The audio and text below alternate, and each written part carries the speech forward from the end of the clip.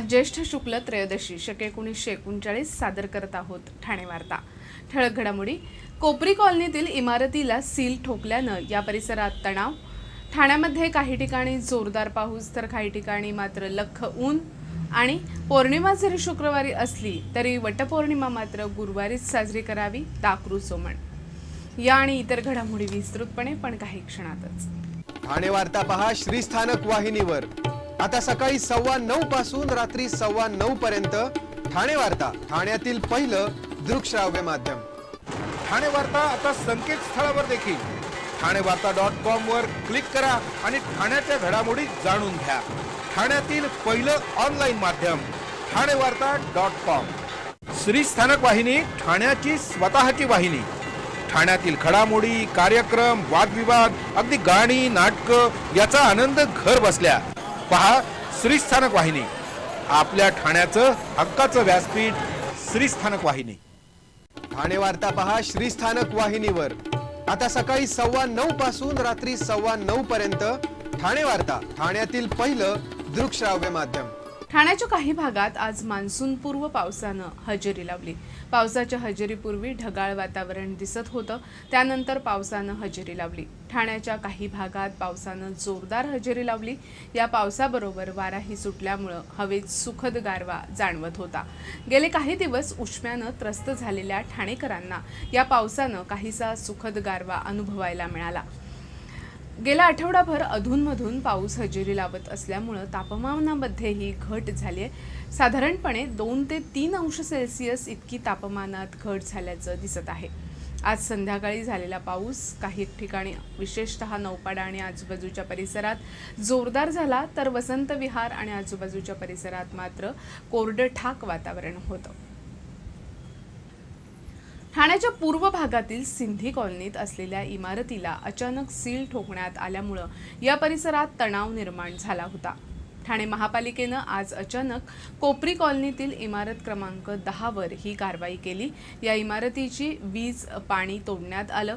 तळ अधिक 2 मजल्यांची ही इमारत असून या इमारतीत 36 खोल्या आहेत। या इमारतीला धोकादायक ठरवण्यात आलं होतं आणि तशी नोटीस आठवडाभरापूर्वी इमारतीवर लावण्यात आली होती। त्यावेळी रहिवाशांनी पावसाळ्यानंतर बिल्डिंगचं काम केलं जाईल तोपर्यंत काही कारवाई करू नये अशी विनंती केली होती, पण आज अचानक पालिकेनं ही कारवाई केल्यामुळे या परिसरात तणाव निर्माण झाला होता। पालिका प्रशासनानं दुपारच्या सुमारास इमारतीमधील रहिवाशांना बाहेर काढलं। त्यामध्ये महिला, लहान मुलं अशा सर्वांचा समावेश होता। या सर्वांना बाहेर काढून इमारतीतील खोल्यांना सील ठोकण्यात आलं। आता स्थानिक नगरसेवकांनी या प्रकरणी पालिका आयुक्तांकडे धाव घेतली आहे। पाऊस कधीही हजेरी लावू शकतो, अशा काळात ठाणे आणि आजूबाजूच्या परिसराला पाणीपुरवठा करणाऱ्या धरणांमध्ये यंदा समाधानकारक साठा असल्याचं दिसत आहे। ठाणे आणि आजूबाजूच्या परिसराला भातसा आणि बारवी धरणातून पाणीपुरवठा केला जातो। भातसा धरणाची पाणी साठवण्याची क्षमता 942 घनमीटर आहे, तर सध्या या धरणामध्ये 335 दशलक्ष घनमीटर पाण्याचा साठा आहे। गेल्या वर्षी याच काळात हा पाण्याचा साठा 288 दशलक्ष घनमीटर होता, म्हणजे गेल्या वर्षीच्या तुलनेत धरणांमध्ये 47 दशलक्ष घनमीटर पाण्याचा अधिक साठा आहे। बारवी धरणाची पाणी साठवण्याची क्षमता ही उंची वाढवल्यानंतर आता 233 दशलक्ष घनमीटर इतकी झाली आहे। सध्या या धरणात 76 दशलक्ष घनमीटर पाण्याचा साठा आहे। गेल्या वर्षी याच काळात या धरणात 25 दशलक्ष घनमीटर पाण्याचा साठा होता, म्हणजे गेल्या वर्षीच्या तुलनेत 51 दशलक्ष घनमीटर पाण्याचा अधिक साठा आहे। त्यामुळे सध्या तरी ठाणेकरांची पाण्याची चिंता मिटली आहे। सुप्रसिद्ध अभिनेत्री ममता कुलकर्णी आणि तिचा पती ड्रग माफिया विकी गोस्वामी या दोघांना 2000 कोटींच्या ड्रग प्रकरणात न्यायालयानं फरार घोषित केलं असून त्यांची संपत्ती जप्त करण्याचेही आदेश दिले आहेत। ठाणे पोलिसांनी इफेड्रिन पावडरच्या तस्करीचं प्रकरण उघडकीस आणलं होतं। या प्रकरणाच्या सूत्रधार म्हणून अभिनेत्री ममता कुलकर्णी, विकी गोस्वामीचं नाव समोर आलं होतं। काल या प्रकरणात न्यायालयात सुनावणी झाली। त्यावेळी विशेष सत्र न्यायालयाचे न्यायाधीश HM पटवर्धन यांनी ममता कुलकर्णी आणि विकी गोस्वामीला फरार घोषित केलं। सरकारी वकील शिशिर हिरे यांनी न्यायालयापुढे ही मागणी केली होती। न्यायालयानं या दोघांना फरार घोषित केल्यामुळे आता पोलीस त्यांना कुठूनही अटक करू शकतात। ठाणे वार्ता पहा श्रीस्थानक वाहिनीवर आता सकाळी 9:15 पासून रात्री 9:15 पर्यंत ठाणे वार्ता, ठाण्यातील पहिलं दृकश्राव्य माध्यम। ठाणे वार्ता आता संकेतस्थळावर देखील ठाणेवार्ता.com वर क्लिक करा आणि ठाण्याच्या घडामोडी जाणून घ्या। ठाण्यातील पहिलं ऑनलाईन माध्यम ठाणेवार्ता.com। आपला परिसर स्वच्छ आणि सुंदर ठेवण्यासाठी ठाणे महापालिकेत सहकार्य करा। ओला सुका कचरा वेगवेगळा जमा करा आणि रोगराईपासून मुक्तता मिळवा। डॉक्टर आणि रुग्णांचं पिढ्यानपिढ्यांचं जिव्हाळ्याचं नातं म्हणजेच डॉक्टर बेडेकर हॉस्पिटल। आता अत्याधुनिक सोयी सुविधा आणि तंत्रज्ञान युक्त वंध्यत्व निवारण केंद्रात IVF आणि टेस्ट ट्यूब बेबीची ही सुविधा। डॉक्टर बेडेकर हॉस्पिटल, महर्षी कर्वेपथ, ठाणे। 65 वर्षांची निरंतर सेवा। ठाणे वार्ता पहा श्रीस्थानक वाहिनीवर आता सकाळी 9:15 पासून रात्री 9:15 पर्यंत ठाणे वार्ता, ठाण्यातील पहिलं दृकश्राव्य माध्यम। ठाण्याच्या पाचपाखडी भागातून श्रुतिका पवार ही मुलगी हरवली आहे। 27 मेला ती घराच्या बाहेर पडली, ते पुन्हा परत आलेली नाही। घरातून बाहेर पडताना तिनं जांभळा टॉप आणि काळी जीन्स घातली आहे।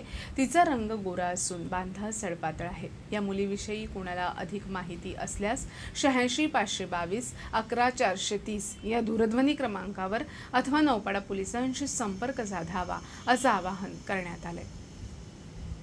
महावितरणच्या भांडूप नागरी परिमंडळाच्या मुख्य अभियंतापदी पुष्पा चव्हाण यांची नियुक्ती झाली आहे। भांडूप परिमंडळात ठाणे, भांडूप आणि नवी मुंबईचा परिसर येतो। भांडूप नागरी परिमंडळाचे मुख्य अभियंता सतीश करपे यांची कोकण प्रादेशिक कार्यालयाच्या संचालकपदी निवड झाल्यानं रिक्त झालेल्या जागेवर चव्हाण यांची नियुक्ती झाली आहे। मुख्य अभियंता या पदावर नियुक्त होणाऱ्या पुष्पा चव्हाण या पहिल्या महिला अधिकारी आहेत। चव्हाण यांनी मुख्य अभियंता वितरण, मुख्य अभियंता एकात्मिक ऊर्जा आणि विकास योजना अशा पदांवर काम केलं आहे। गेली 27 वर्ष पुष्पा चव्हाण या महावितरणमध्ये कार्यरत आहेत। ग्राहकांना तात्काळ विजेची जोडणी, योग्य दाबाचा आणि अखंडित वीज पुरवठा देणं, तंत्रज्ञानाचा वापर वाढवणं, वापरलेल्या प्रत्येक युनिटचं योग्य बिलिंग करणं, याचबरोबर वीज गळती आणि चोरीला आळा घालण्याच्या दृष्टीनं आपला प्रयत्न असेल असं पुष्पा चव्हाण यांनी सांगितलं। रिझर्व्ह बँकेनं IDBI बँकेच्या सर्वसामान्य बँकिंग व्यवहारावर कोणतंही बंधन घातलं नसून बँक आजही ठेवी स्वीकारणं, कर्ज देणं अशा मूलभूत सुविधा पुरवत आहे। बँकेचं दैनंदिन कामकाजही सुरळीत सुरू असल्याचं IDBI बँकेचे मुंबई विभागाचे मुख्य महाव्यवस्थापक प्रदीप कुमार दास यांनी एका पत्रकार परिषदेत सांगितलं। रिझर्व्ह बँक ऑफ इंडियानं IDBI बँकेस शीघ्र सुधारात्मक कार्यवाही कार्यक्रमांतर्गत विशेष कार्यवाही करण्याचे आदेश दिले आहेत। त्यानुसार बँकेतर्फे विस्तारित कार्यवाही धोरणास सुरुवात झाली असून भांडवली आधार आणि थकीत कर्जाच्या वसुलीवर विशेष लक्ष केंद्रित करण्यात आल्याचं दास यांनी यावेळी बोलताना सांगितलं।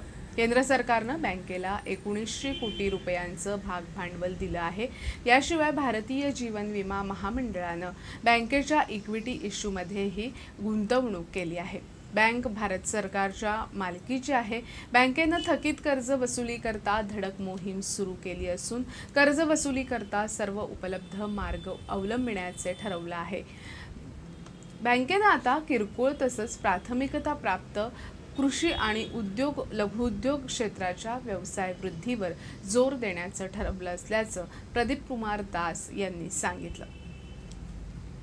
उद्या म्हणजे गुरुवारी 8 जून रोजी ज्येष्ठ शुक्ल चतुर्दशीच्या दिवशी सूर्यास्तापूर्वी 6 घटिका म्हणजे 2 तास 24 मिनिटांपेक्षा जास्त काळ पौर्णिमा असल्यामुळं गुरुवारीच वटपौर्णिमा साजरी करायची आहे अशी माहिती पंचांगकर्ते दाकृ सोमण यांनी दिली। केवळ वटपौर्णिमेचा दिवस ठरवण्यासाठी हा नियम असल्याचं सोमण यांनी सांगितलं। गुरुवारी संपूर्ण दिवस उपास करायचा असून वटवृक्षाची पूजा दिवसभरात केव्हाही करता येईल। चतुर्दशीतही पूजा करण्यास हरकत नाही, मात्र वटपौर्णिमेला वटवृक्षाचीच पूजा करावी, वडाच्या फांदीची पूजा करू नये. ज्याला पूजायचे त्याला तोडून कसं चालेल? वडाची झाडं गावात असावी, हाच पर्यावरण रक्षणाचा उद्देश यामागे असल्याचं दाकरू सोमण यांनी सांगितलं. श्रीस्थानक वाहिनी ठाण्याची स्वतःची वाहिनी. ठाण्यातील घडामोडी, कार्यक्रम, वादविवाद, अगदी गाणी, नाटकं याचा आनंद घर बसल्या.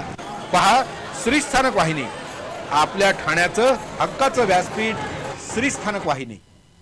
ठाणे वार्ता पहा श्रीस्थानक वाहिनीवर.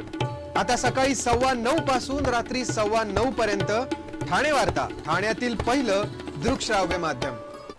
ठाणे वार्ता आता संकेतस्थळावर देखील. ठाणेवार्ता.com वर क्लिक करा आणि ठाण्याच्या घडामोडी जाणून घ्या. ठाण्यातील पहिलं ऑनलाईन माध्यम ठाणेवार्ता.com. ठाणे वार्ता पहा श्रीस्थानक वाहिनीवर. आता सकाळी 9:15 पासून रात्री 9:15 पर्यंत ठाणे वार्ता, ठाण्यातील पहिलं दृकश्राव्य माध्यम. आपण आपले कार्यक्रम अथवा बातम्या आम्हाला ठाणेवार्ता@gmail.com या आमच्या ईमेलवर कळवू शकता. ठळक घडामोडी शेवटी पुन्हा एकदा. कोपरी कॉलनीतील इमारतीला सील ठोकल्यानं या परिसरात तणाव. ठाण्यामध्ये काही ठिकाणी जोरदार पाऊस तर काही ठिकाणी मात्र लख्ख ऊन. आणि पौर्णिमा जरी शुक्रवारी असली तरी वटपौर्णिमा मात्र गुरुवारीच साजरी करावी, दाकरू सोमण. या होत्या ठाणे वार्ता. आपली एखादी बातमी पाहायची राहून गेल्यास आपण ठाणेवार्ता.in या आमच्या संकेतस्थळाला अवश्य भेट द्या. तर मग पुन्हा भेटू पुढील बातमीपत्रात, फक्त श्रीस्थानक वाहिनीवर. धन्यवाद.